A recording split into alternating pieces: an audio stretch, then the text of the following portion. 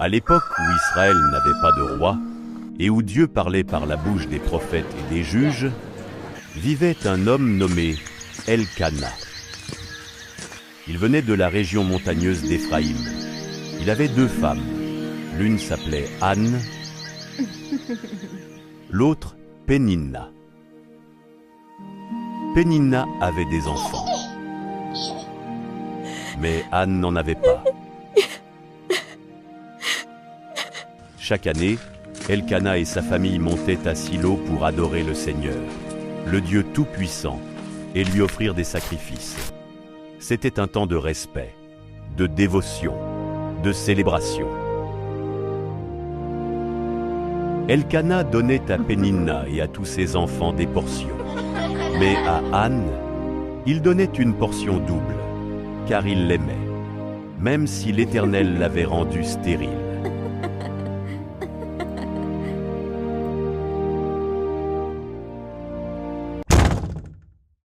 Péninna la provoquait, année après année, car l'Éternel avait fermé le sein d'Anne, et sa rivale s'assurait qu'elle ne l'oublie jamais.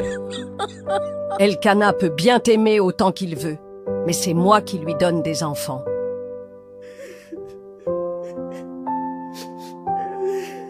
Anne pleurait, elle ne mangeait plus, son cœur était brisé. Et Elkana lui disait: « Anne, pourquoi pleures-tu? Pourquoi ne manges-tu pas? Ne suis-je pas pour toi mieux que 10 fils? » Mais son âme soupirait après une seule chose: un enfant. Un jour, dans une profonde détresse, Anne se tint près du tabernacle du Seigneur. Ses lèvres bougeaient, mais aucun son ne sortait. Elle priait, elle criait dans son cœur, et elle fit un vœu.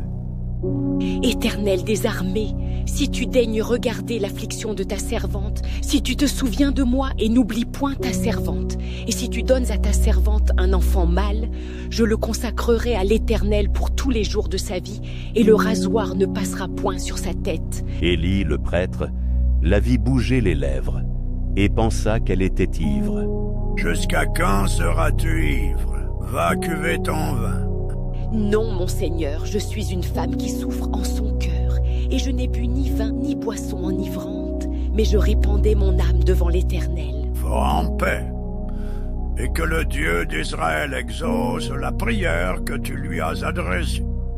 Anne s'en alla, et son visage ne fut plus abattu. Avec le temps, l'Éternel se souvint d'elle. Elle conçut.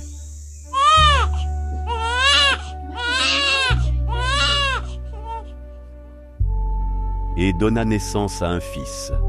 Elle l'appela Samuel. Car je l'ai demandé à l'Éternel. Et quand l'enfant fut sevré, elle l'emmena à la maison du Seigneur à Silo, avec 3 taureaux, de la farine et du vin. Et elle dit à Élie: C'est pour cet enfant que je priais, et l'Éternel m'a accordé ce que je lui avais demandé. Aussi je veux le prêter à l'Éternel. Il sera toute sa vie prêté à l'Éternel. Et il adora le Seigneur là. Alors Anne pria et dit: Mon cœur se réjouit en l'Éternel. Ma force a été relevée par l'Éternel. Ma bouche s'ouvre contre mes ennemis, car je me réjouis de ton secours. Il n'y a point d'autre Dieu que toi. Il n'y a point de rocher comme notre Dieu.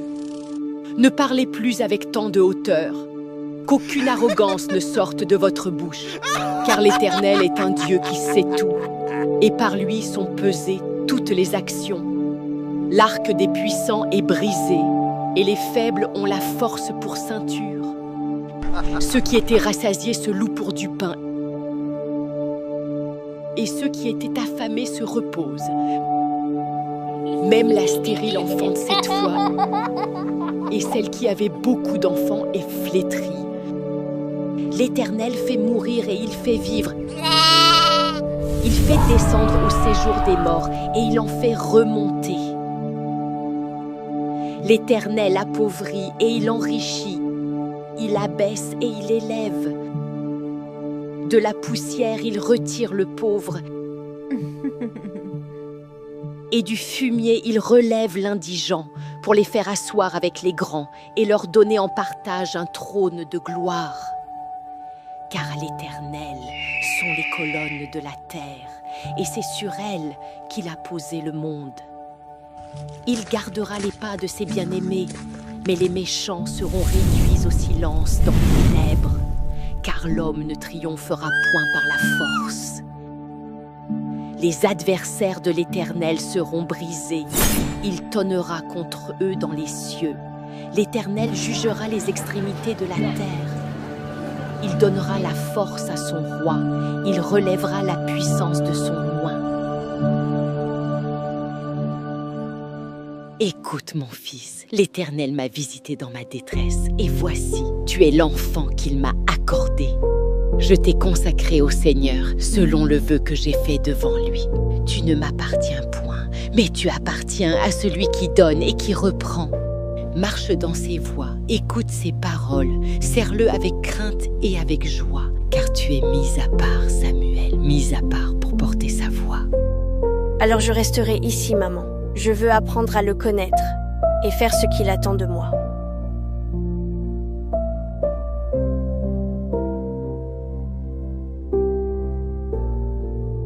Je t'aime, mon fils.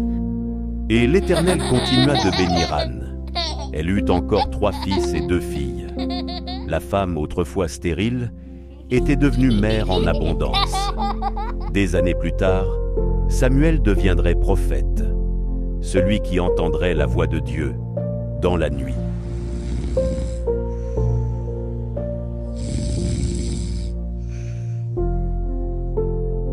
Samuel. Parle, car ton serviteur écoute. Mais tout commença par la prière silencieuse d'une femme nommée Anne. Nous savons que notre Dieu est un Dieu qui n'échoue jamais. Il a dit dans sa parole, « Il donne une maison à la stérile. Il en fait une mère joyeuse au milieu de ses enfants. Louez l'Éternel. » Et il a accompli cette promesse pour Anne, Sarah, Élisabeth, la femme sunamite, et tant d'autres. Si Dieu a agi dans votre vie, partagez votre témoignage en commentaire. Il bénira peut-être un cœur découragé. Merci d'avoir regardé la Bible illustrée. À très bientôt pour un prochain épisode.